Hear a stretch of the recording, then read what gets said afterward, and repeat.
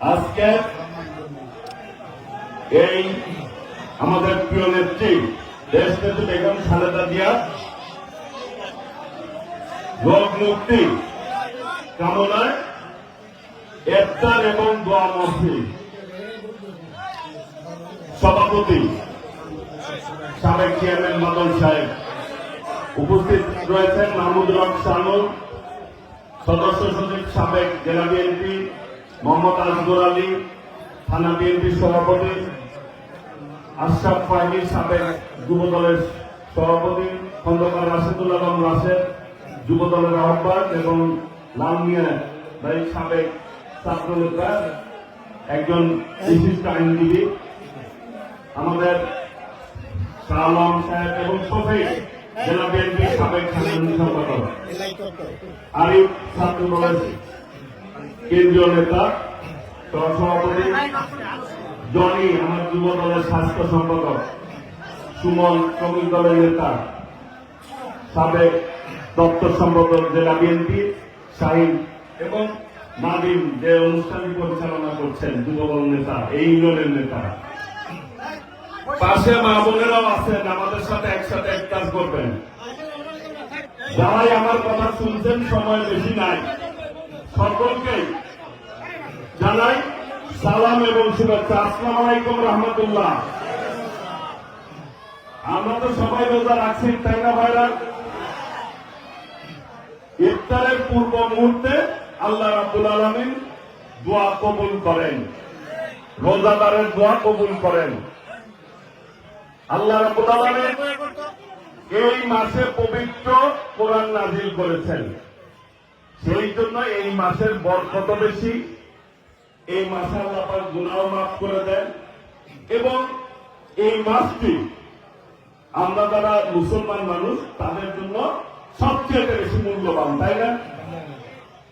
আল্লাহ রাব্বুল আলামিন আমাদেরকে রোজা রাখার তৌফিক দিয়েছেন, সেই জন্য আলহামদুলিল্লাহ আল্লাহর কাছে শুকরিয়া আদায় করি। প্রিয় ভাইরা, এই টাঙ্গাইল আপনাদের সামনে উপস্থিত হয়েছি আগামী নির্বাচনকে সামনে রেখে কিছু কথা বলতে চাই। এই টাঙ্গাইলের মানুষ, টাঙ্গাইল জেলা একটি ঐতিহ্যবাহী জেলা, তাই না ভাইরা? টাঙ্গাইল স্বাধীনতা যুদ্ধে, স্বৈরাচার বিরোধী আন্দোলনে, বৈষম্য বিরোধী আন্দোলনে সকল সময় অন্যায় অত্যাচারের বিরুদ্ধে এই টাঙ্গাইলের মানুষ সকল সময় প্রতিবাদ করেছে না? এই ঐতিহ্যবাহী জেলা শিক্ষার দিক দিয়েও কিন্তু টাঙ্গাইলের একটি ঐতিহ্য ছিল। শিক্ষিতর হার টাঙ্গাইল জেলায় আগে বেশি ছিল, তাই না? কিন্তু বিগত দিনে একটি সরকার ছিল, ফ্যাসিস্ট খুনি শেখ হাসিনা, যারা মানুষদেরকে হত্যা করেছে, আলেমদেরকে হত্যা করেছে, ছাত্রদেরকে হত্যা করেছে, শ্রমিকদেরকে হত্যা করেছে। এবং এই টাঙ্গাইলে তারা সন্ত্রাসী বাহিনী তৈরি করেছিল, যে বাহিনীর নাম আপনারা সকলেই জানেন, জানেন না? সন্ত্রাসী কর্মকাণ্ড করত, কারো হাত কাটতো, কারো পাও কাটতো, কাউকে গুলি করে মেরে ফেলত। টাঙ্গাইলে সন্ত্রাসের আতঙ্কে অনেকেই শহরে ঠিকভাবে কিন্তু যাতায়াত করতো না এক সময়, তাই না ভাইরা? টাঙ্গাইলের মানুষ কিন্তু শান্তিপ্রিয় মানুষ। আমরা বিএনপি বলতে পারি আমরা কোন সন্ত্রাসীকে প্রশ্রয় দেই নাই। আগামী দিনে ইনশাল্লাহ আপনাদের ভোটে বিএনপি যদি ক্ষমতায় আসে, নির্বাচিত হয়, এই টাঙ্গাইলে কোন সন্ত্রাস থাকবে না, ইনশাল্লাহ কোন চাঁদাবাজি থাকবে না। টাঙ্গাইলকে আমরা আধুনিকভাবে সকলে মিলে ইনশাল্লাহ উন্নয়নশীল টাঙ্গাইল গড়ে তুলব। সেই জন্য আপনাদের সমর্থন কিন্তু প্রয়োজন আছে, আছে না? আজকে আমরা এইখানে একসাথে ইফতার করতেছি, যে শিশু বাচ্চারা আছে, মা বোনেরা আছে, মুরব্বীরা আছে, যুবক ভাইয়েরা আছে, এই যে একসাথে দোয়া করবো, হয়তো আমার কথার শেষে আমরা দোয়া করবো। যে কোনো উসিলায় আল্লাহ রাব্বুল আলামিন কিন্তু আমাদের দোয়া কবুল করতে পারে না? আল্লাহ তার কাছে যেতে বলছে।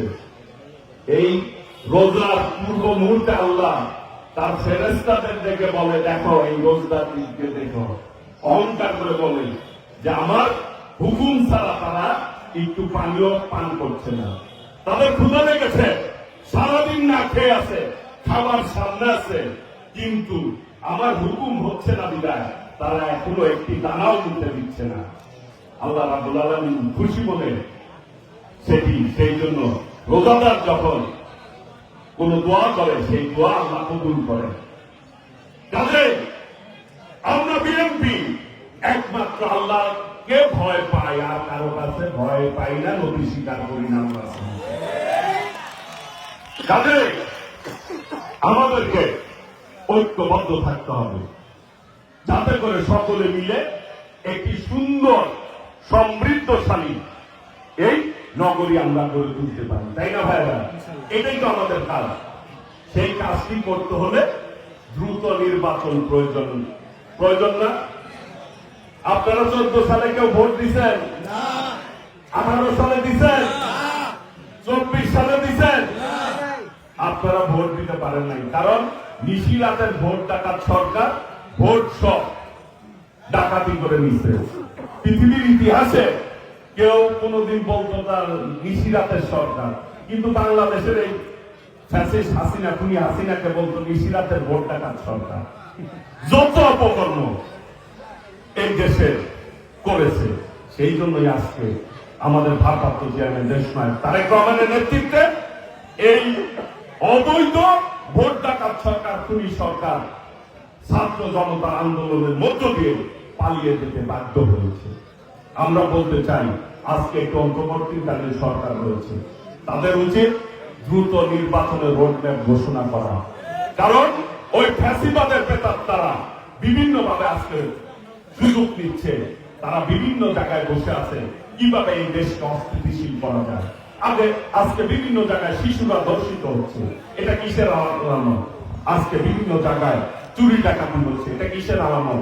ওই ফ্যাসিবাদের দোসররা সকল অপকর্ম করে যাচ্ছে, যাতে করে মানুষের কাছে ভাবমূর্তি এই সরকারের নষ্ট হয়, এবং ফ্যাসিবাদ বিরোধী আন্দোলন যে দলগুলি করছে তারা যাতে করে বিতর্কের মধ্যে পড়ে, সেই জন্য এই কাজগুলি করছে। কাজে দ্রুততম সময়ের মধ্যে আমরা কি চাই? নির্বাচন চাই না ভাইরা? হাত তুলে বলেন, কে কে নির্বাচন চাই? আমরা আগামী দিনে আমার ভোট আমি দিতে চাই, আমার পছন্দ মতো সরকার দায়িত্ব দিব, তারা রাষ্ট্র পরিচালনা করবে। আমি একটি কথা বলতে চাই, আমাদের প্রিয় নেত্রী, সময় নেই, আমাদের প্রিয় নেত্রী দেশনেত্রী বেগম খালেদা জিয়া আজ অসুস্থ অবস্থায় বিদেশে চিকিৎসাধীন রয়েছেন।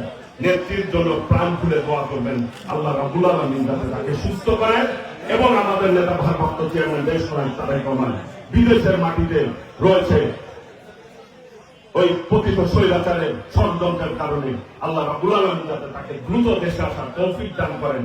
এবং আমি আপনাদের কাছে দোয়া প্রার্থনা করছি, আল্লাহ রাব্বুল আলামিন যাতে আপনাদের সেবা করার তৌফিক দান করেন।